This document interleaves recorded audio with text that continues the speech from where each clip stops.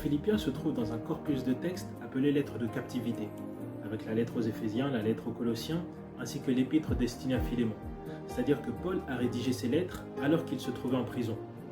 Voilà maintenant un extrait de ce que Paul disait aux saints, c'est-à-dire aux croyants de la ville de Philippe. Je veux que vous sachiez, frères, que ce qui m'est arrivé a contribué au progrès de l'Évangile. En effet, dans tout le prétoire et partout ailleurs, il est devenu manifeste que c'est pour Christ que je suis dans les chaînes. Admettez que c'est plutôt étonnant ce qu'il dit, n'est-ce pas? On parle de l'apôtre Paul. Il se retrouve emprisonné à cause de la bonne nouvelle de Jésus-Christ. Normalement, l'annonce de l'Évangile aurait dû ralentir, voire s'arrêter. Absolument pas. N'oublions pas que c'est Jésus-Christ lui-même qui a mandaté Paul afin que le nom de Jésus puisse être porté au-delà des frontières, auprès des autorités de ce monde. Même si le monde s'agite, pour stopper la propagation de l'Évangile, Dieu est capable de susciter des personnes qui reprendront le flambeau. Personne ne peut arrêter le plan de Dieu. D'ailleurs, la suite du passage est plutôt remarquable. Paul poursuit son exhortation en disant que malgré ces chaînes qui le retiennent captive, d'autres personnes ont gagné du courage pour pouvoir annoncer la parole de Dieu sans crainte. Soyons honnêtes, c'est plutôt surprenant, n'est-ce pas, quand on voit ce qui s'est passé pour Paul, la raison pour laquelle il se retrouve emprisonné. Normalement, ça aurait dû refroidir même les plus téméraires, mais non. Avec l'Évangile, c'est le contraire qui se passe.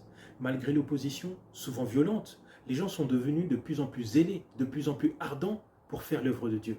Quel courage! Et on le voit déjà dans le livre des Actes. Après le martyre d'Étienne, la Bible nous dit qu'il y a une grande persécution à l'encontre de l'Église, au point que les gens se sont dispersés. Ces personnes ont quasiment tout perdu à cause de leur foi. Normalement, on aurait dû s'attendre là à ce qu'ils fassent profil bas, comme on dit.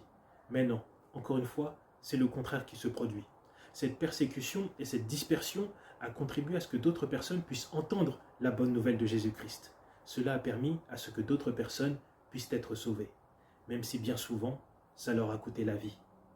Mais n'oublions pas ce que Jésus disait. « Celui qui croit en moi vivra, quand bien même il serait mort. » Des personnes connues, d'autres anonymes ont été capables de voir quelque chose de meilleur derrière la moquerie, l'opposition ou encore la persécution.